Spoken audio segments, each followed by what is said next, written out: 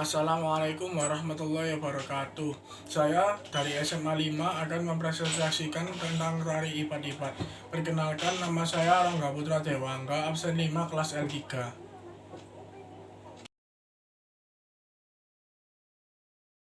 Topik yang akan dibahas tentang tari ipat-ipat yang pertama adalah deskripsi data, 2 tentang analisis data, 3 tentang interpretasi data, yang keempat evaluasi, dan kelima pemberian pesan. Akan kita bahas yang pertama adalah deskripsi data.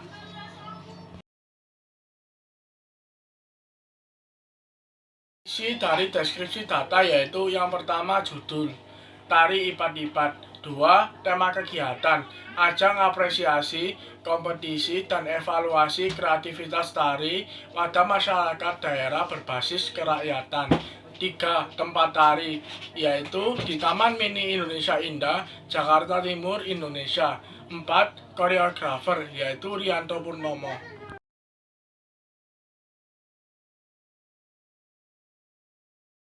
Yang kelima, jumlah penari, yaitu terdiri dari 9 orang, yaitu 5 penari dewasa dan 4 penari anak-anak. 6 jenis tarian, termasuk tari tradisional. 7 konsep musik, menggunakan iringan adat musik tradisional khas Jawa Tengah, sehingga iringannya disesuaikan dengan gerakan sang penari. 8 asal daerah, yaitu Purworejo, Jawa Tengah. 9 gerak yang dilakukan. Pada bagian awal dan akhir, gerak dilakukan dengan tempo yang halus dan lembut, tetapi pada bagian tengah tempo berubah menjadi lebih tegas dan cepat.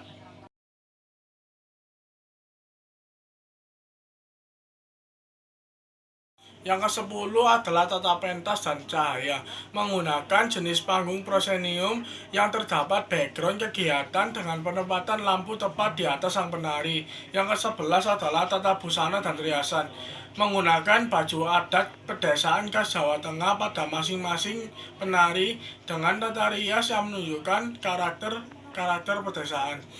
Yang ke 12 kekompakan penari, sudah lumayan kompak, namun perlu ditingkatkan lagi. Yang ke-13 kualitas penari, sangat profesional dan baik pada setiap bagian tariannya.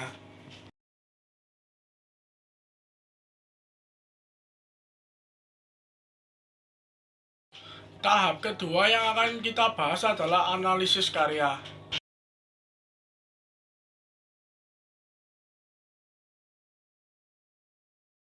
Yang pertama adalah analisis gerak.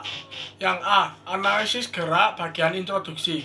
Gerak tari ipat-ipat dilakukan dengan tempo yang lembut dan halus pada bagian awal dan akhir. Sedangkan pada bagian isi, temponya menjadi cepat dan tegas.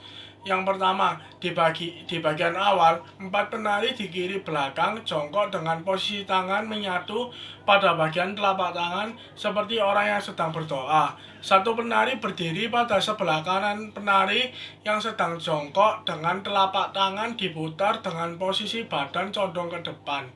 Yang kedua, para penari melakukan perubahan pola lantai. 4 penari tadi jalan jongkok bergerak ke belakang penari utama. 4 penari tersebut di belakang penari utama membentuk seperti tangga, lalu kepala mereka dimunculkan dengan digeser ke bagian kanan dan kiri. Sedangkan penari utama dalam posisi mendak dan kembali memainkan pergelangan tangannya.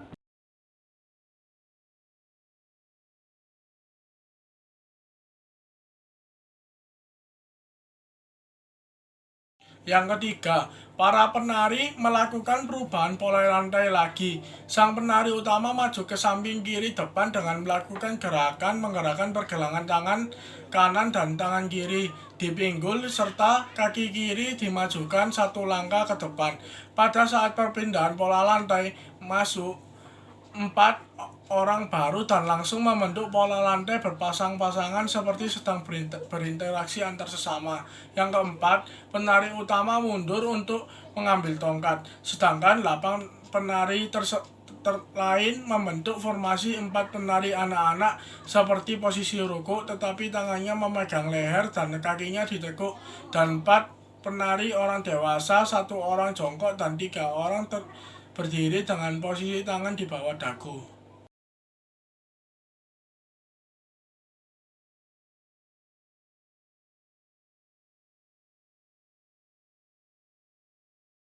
Yang B. Analisis gerak bagian inti. 1.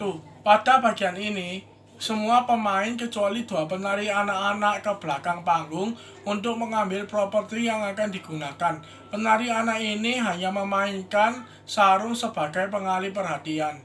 Yang kedua, setelah penari mengambil tongkat dan keranjang, penari membentuk pola lantai ada yang sebagai tempat duduk sehingga mencerminkan kegiatan menenun pakaian. Penari utama berdiri dengan tangan kanan memegang tongkatnya dan sedikit diangkat dengan posisi mendak, dan tangan kiri di pinggul pendak utama.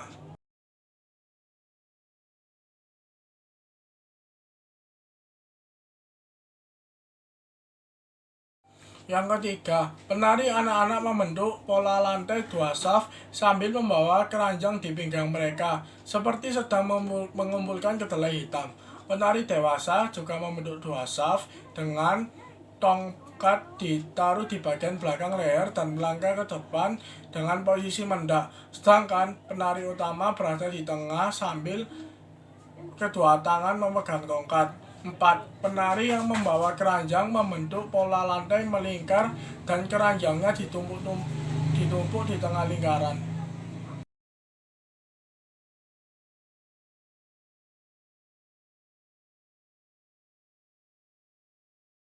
Yang kelima, 1 penari anak-anak seperti posisi sujud ketumpukan keranjang, sedangkan 3 penari anak-anak lainnya berada di tengah dan membentuk pola lantai segitiga dengan posisi tangan membuka sarung mereka, sedangkan penari dewasa berada di belakang penari anak dengan keadaan kaki kuda-kuda untuk dinaiki oleh penari utama, sedangkan penari utama naik sambil menggerakkan pergelangan tangan dia sambil ditoleh.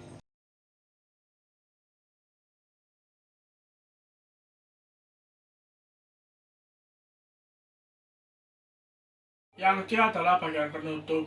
Yang pertama, si penari utama turun sambil mengambil tongkat dengan gerakan memukul-mukul sesuatu sehingga mengenai keranjang yang ditumpuk, dan mengetahui bahwa anaknya telah mati di sebelah tumpukan keranjang kedelai. Penari utama sangat sedih, ditunjukkan dengan gerakan mengangkat anaknya dan kepalanya ditaruh di dada sang penari utama. Anaknya setelah itu kepalanya diangkat ke atas dan meletakkan kembali anaknya. 6 penari lainnya di samping kiri belakang melihati penari utama sambil jongkok dan tangan ditaruh di bawah dagu, seperti menunjukkan kesedihan yang sangat dalam.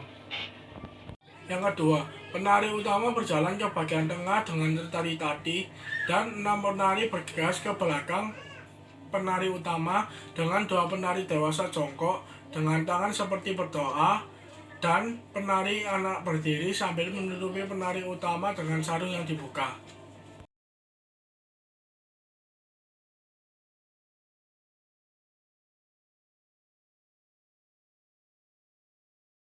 Analisis musik.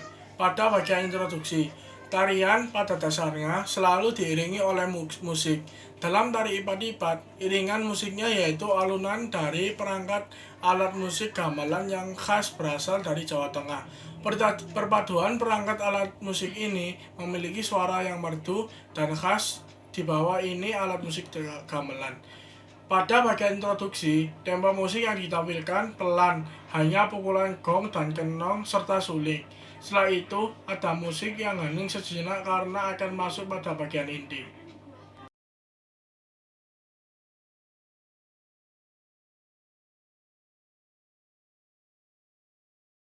Analisis musik pada bagian inti.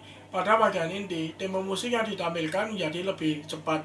Hal ini ditandai dengan pukulan kenong, gambang, dan gendang yang menjadi lebih cepat, sehingga semua alat musik yang ditampilkan juga menjadi lebih cepat.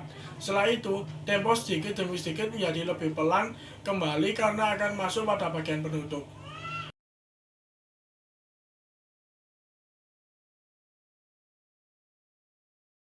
Analisis musik bagian penutup. Pada bagian penutup, tempo musik kembali pelan, ditandai dengan suara kenong dan gendang yang menjadi pelan sehingga semua akan mengikuti tempo tersebut menjadi pelan.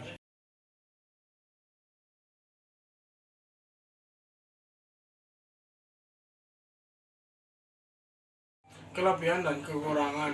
Yang pertama, aspek gerak. Kelebihan, pada beberapa gerakan sudah cukup kompak dan padu. Kekurangan, ada gerakan yang menaiki temannya. Bila tidak berhati-hati maka akan jatuh.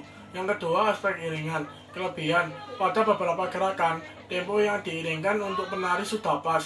Kekurangan, pada menit 1:30 ada iringan yang tidak pas dengan gerakan penari. Yang ketiga, aspek tata busana. Kelebihan, pada kostum sudah mencerminkan masyarakat pedesaan sehingga mendukung jalannya isi cerita. Kekurangan, ada gerakan yang memakai keranjang ke kepala sehingga mengganggu pola lantai sang penari. Yang keempat, aspek panggung. Kelebihan, pencahayaan panggung mendukung penari karena tepat berada di atas penari. Kekurangan, panggungnya kurang menarik, kurang aksesoris yang mendukung cerita, dan terlalu luas sehingga beberapa penari tampak tidak simetris. Yang kelima, aspek tata rias. Kelebihan, pada tata rias sang nyai terlihat sangat berkarismatik sehingga pendukung penonton memahami jalannya cerita. Kekurangan, pada penari anak-anak tata riasnya kelihatan terlalu tua sehingga sulit membedakan tata rias anak-anak dengan tata rias orang dewasa.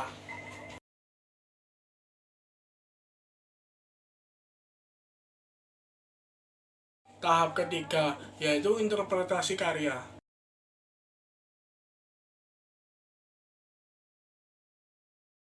Dan makna. Yang pertama, kebaya gadung coklat tua. Setiap penari dewasa pasti menggunakan kebaya gadung coklat tua. Hal ini untuk menunjukkan perbedaan antara orang dewasa dengan anak-anak. Kebaya ini menyimbolkan orang dewasa yang mulai menua. Yang kedua, kebaya gadung biru muda. Setiap penari anak-anak pasti menggunakan kebaya gadung biru muda. Hal ini untuk menunjukkan perbedaan antara anak-anak dan orang dewasa. Kebaya ini menyimbolkan keceriaan anak-anak pada saat itu. Yang ketiga, kebaya Nyai Bagelen. Kebaya Nyai Bagelen berbeda dengan kebaya lainnya. Hal ini menunjukkan bahwa ia adalah pemimpin rakyatnya. Yang keempat, tongkat. Tongkat pada tarian ini menyimbolkan kemurkaan sang Nyai Bagelen saat mengetahui bahwa dia sedang menyusui anak sapi. Kemudian Nyai Bagelen memukul anak sapi tersebut hingga mati. Yang kelima, kain lurik.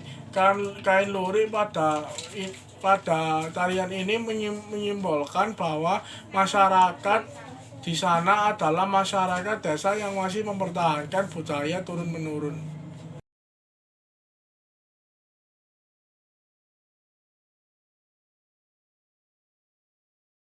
Sabuk ini dipakai oleh setiap penari, berfungsi untuk memperkuat pakaian atasan dan bawahan. Pemakaian sabuk ini memiliki makna kebenaran. Yang ketujuh, keranjang kedelai.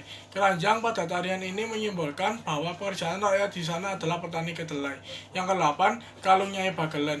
Kalung ini menyimbolkan bahwa dia adalah seseorang yang memiliki harta berlimpah pada desa tersebut.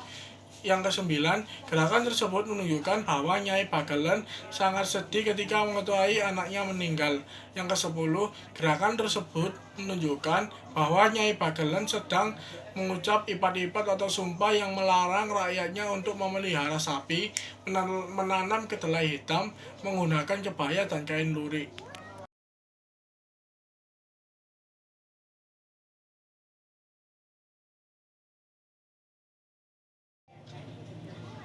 Nilai yang terkandung pada pertunjukan tari ipat-ipat yaitu yang pertama, nilai ekonomi.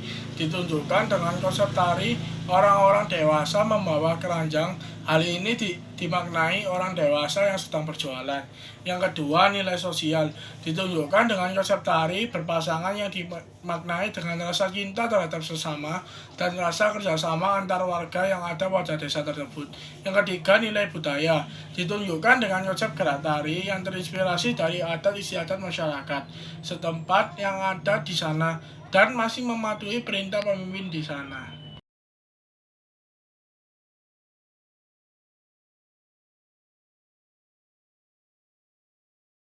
Pesan moral yang disampaikan dalam tari ipat-ipat yaitu hendaknya menghargai dan melestarikan budaya tradisi turun-menurun. Selain itu, sebaiknya kita selalu bekerja sama dan saling tolong-menolong antar anggota masyarakat dan selalu mematuhi aturan yang berlaku pada daerah kita agar hidup kita menjadi aman dan tentram.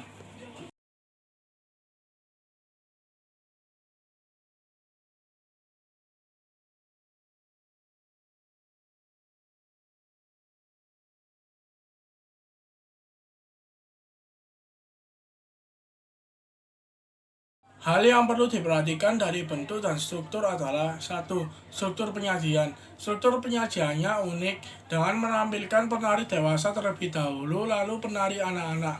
Hanya saja ada beberapa hal yang perlu diperhatikan seperti penempatan properti dan background. Tanpa adanya properti dan background, penampilan terkesan kurang menarik. Bentuk penyajiannya cukup menarik, sehingga membuat orang tertarik karena terdapat beberapa gerakan yang unik, serta memiliki makna yang dalam, seperti pada gerakan Nyai Bagalan yang sedih karena kematian anaknya. Yang ketiga, kekompakan. Kekompakan para penari dalam membawakan tarian sudah baik dan harus diperhatikan, supaya tidak menumbuhkan kesan aneh dalam tarian tersebut.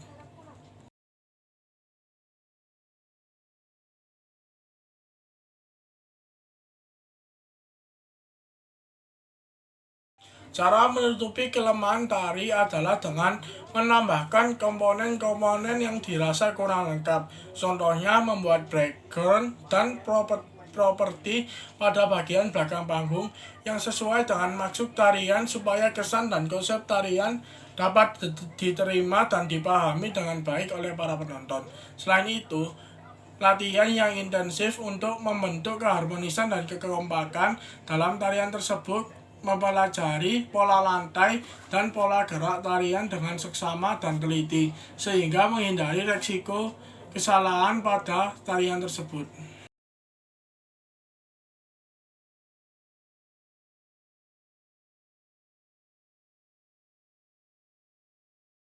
Tahap kelima, yaitu kesan dan sikap.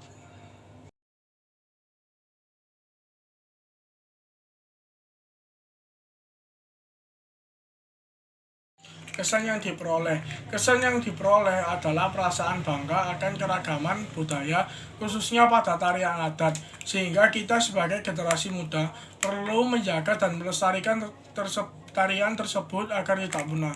Apa kesannya? Hal yang membanggakan adalah konsep tari yang dibawakan berasal dari kisah daerah setempat yang diceritakan dan dalam bentuk tarian sehingga terkesan sangat indah dan menakjubkan. Kesederhanaan dan keindahan gerak sangat mewakili konsep tari yang dipilih, sehingga kita dapat menikmati sampai akhir. Hal ini menambah kesan puas terhadap penampilan tari. Selain itu, pesan dan makna yang ditampilkan harus diterapkan dalam kehidupan kita sehari-hari.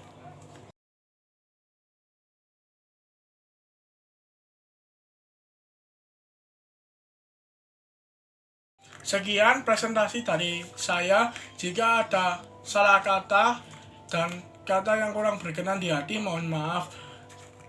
Wassalamualaikum warahmatullahi wabarakatuh.